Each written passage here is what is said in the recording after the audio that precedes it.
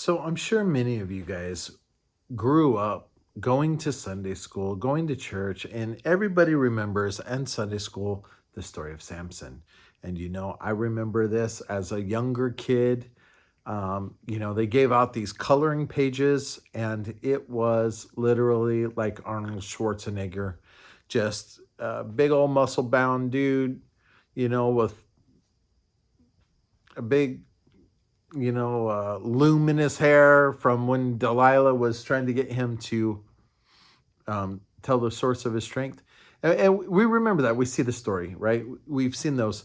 Well, Samson probably was not a huge muscular dude, because if he was, then the Philistines would not have been always asking, what's the secret of his great strength? If they saw a huge muscle bound dude, they would say, oh, well, look at him. He's a huge guy, bodybuilder or whatever. Now listen to this. So we know the source of Samson's strength was a promise given. God was blessing the nation of Israel by using him as a judge at the time and giving him supernatural strength. Now listen to this, okay? Because I'm going through and I'm talking through this topic on Ephesians chapter 6, talking about spiritual warfare, talking about the attacks of the enemy and all of that. Ephesians 6:10 says this: "Finally, my brethren, be strong in the Lord and in the power of his might." This is something that we have to come to terms with, okay? Our own spiritual fight, it does not begin with an act of our own will per se, where we just say, I'm going to tough it out. I'm going to be a good soldier. I'm going to just keep fighting and go, no matter what the enemy throws at me, I'm going to overcome it. Because it doesn't say that. And this is literally, not only is it the first thing that the Apostle Paul is talking about when he's talking about this issue of the armor of God and fighting in the spiritual warfare, but it is literally the conclusion of the letter of Ephesians. He's wrapping up his thoughts here, and he says, finally, after all of this, after a lot of remarkable things, he's saying, be strong in the Lord. And that really is pointing us back to all of the things that God already has done for us. It's talking about the relationship that we have with God. Okay, I'm just going to say this. If you're not really walking with the Lord, you're going to get beaten in the spiritual battle. You need to walk with the Lord. You need to take your relationship with the Lord extremely seriously. And people don't do this oftentimes. I'm just telling you because I've observed it over and over. People will, you'll have somebody that's like shows up at church and they need counsel and you say, hey, what's going on? And I'm like, man, I'm just having such a rough time, everything's going wrong. Da-da. Well, what do you spend your time doing? Or like, what's your life look like? Well, I like to water ski. So most of my free time spent out on the lake or at the river. And, we're just love that water skiing. I've got a couple boats. I've got all the gear. You want to go? I love it. Let's go do it. Hey, we could, like talk and pray and water ski. And you find out this person is not really serious about the Lord. They're serious about water skiing or whatever. It's always something, right? What happens often is that is the person that's really going to they're going to have a totally difficult time in their walk with the Lord because they're not strong in the Lord. Their relationship with the Lord's not strong. They're not living in faith.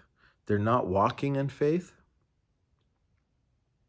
And they don't even understand when you say be strong in the Lord, it's like a foreign concept. This is one of those things where it's like, in the sense, it's like being in a castle and relying upon the strength of that castle. Okay? It's not just that the Lord does all of the work and you do none of it, or there's not like that idea that, okay, I'm just going to let God fight my battles and I'm going to do nothing. It doesn't work like that. But we rely on his strength. And we find our strength in God's strength. Look, he says, be strong in the Lord and in the power of his might. Basically, wrapped up in these words is the reality that I'm trusting God, and that is the person that is mightier than any other. I mean, to say a person is that is the one being that is able to destroy the universe. Let's put it that way. It's a matter of his might. It's one thing to have power. We all have a certain amount of power. I have the power to, make decisions. I have the power to do this or that. God has the power to literally do anything. And there's also this might, right? It's one thing to have power, and then it's another thing to be mighty in power. And God has this. And he's saying, look, if you're trusting in strength, this is the strength you trust in. I can tell you because I've done this over and over and over, okay? When you start trusting in your own strength or your own ability or your own power, you have lost, okay? You're going to get the smackdown. And it's just, we're so prone to do this. I can fix this, I can do this, that. We get in that mode where we're just fixing things, or we say, I'm just going to tough it out or whatever. We're not relying on God's strength. We're not doing it in faith. We're just, because I have to, I'm going to. Okay? That's not what it's saying here to do. It's saying that we need to be strong in the Lord, that we're literally finding our strength there in our relationship with the Lord. We're understanding and knowing God's ability. Look through the prayers in the Bible, okay? Look through the prayers, especially the Old Testament prayers. But you can look through any of them. I just know that it really stands out in some of those prayers. Very, very, very often, when a person is praying, is in a really bad situation, right? A king of Israel about to be defeated or facing a massive army that is planning on just completely destroying the nation of Israel. And they come before God and they pray. It is very, very common to see them recount who God is. The first thing they do before they talk about the situation or what they need or what they think they need, the first thing they do is they recount in their prayer who God is. It's like they refocus their attention on, Lord, you are the one that called us. You're the one that delivered the children of Israel from Egypt. You're the one that did this. You're the one that did that. And knowing your power, we're now asking in this situation for your help. Have you ever gone to God and said, God, I need your provision for me? I'm running low on this bill or whatever. I need some money or whatever. That has happened to me so many times in my life. I had a reality, and this all puts so many things into perspective for me as I was thinking about, God providing for us and God leading us. And I heard some people talking scientifically about how much energy the sun required to keep burning. Just the sheer amount of mass and fuel that it required. And look, there's not enough resources on the earth to keep the whole earth. It wouldn't keep the sun burning for more than, I don't even know, a day. You know what I mean? It would be, it's not even enough. You couldn't buy those resources. You couldn't, make a deal. You couldn't come up with the right amount. And yet God decided, you know what? This is how I'm going to do it. I'm going to put that right there. And that thing's just going to keep going. I've never worried about it. I mean, actually, at some point in high school, they were talking about the sun burning out or whatever, but we don't even think about that. God has provided all of the fuel necessary for that sun to keep burning day in, day out.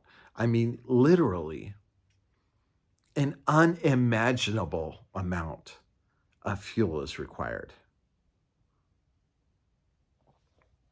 And then when we get into our daily situation, we've got this thing keeping us warm, keeping the planet, habitable, all of literally the whole galaxy rotating around, all of this miraculous stuff God put into place.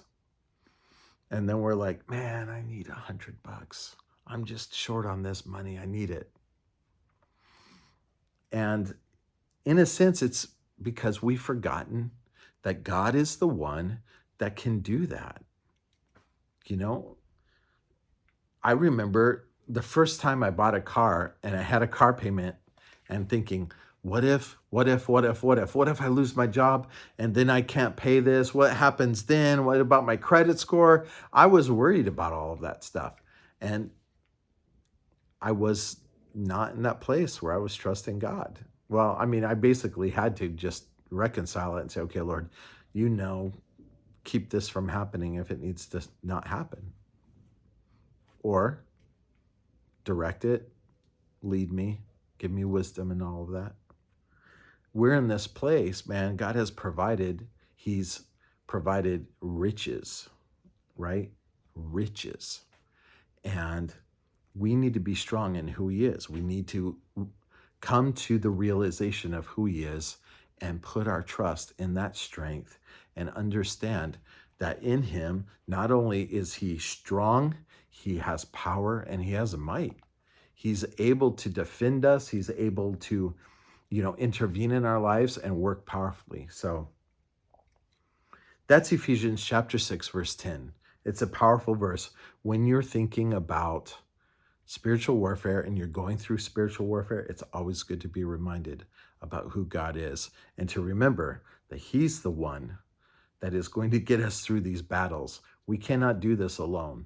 So if you're not trusting him, you need to evaluate that, right? And for those of you that are walking in your daily walk with the Lord and you are still getting, beat up by the enemy, well, refocus your attention, This is something we have to do all the time. So I hope that blessed you. I hope it ministered to you today. May the Lord richly bless you. Be strong in him, guys. And thank you so much for watching. As usual, if it blessed you, leave me a comment and like and subscribe if you haven't done that already. God bless.